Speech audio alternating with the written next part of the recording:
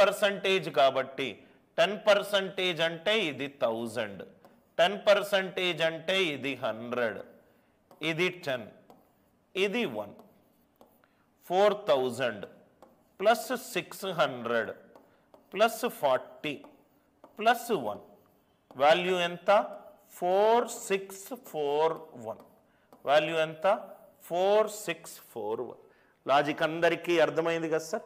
Compound interest for 4th year కావాలి. 4 years ఎంత? 4:6:4:1. 3 ఇయర్స్కి ఎంత? 3:3:1. కాబట్టి ఆన్సర్ ఎంత? 1:3:3:1. దీనికి ఇది అప్లై చేసేస్తే చాలు. ఇక్కడ 1000, ఇక్కడ 100, ఇక్కడ 10, ఇక్కడ 1. సో 1133.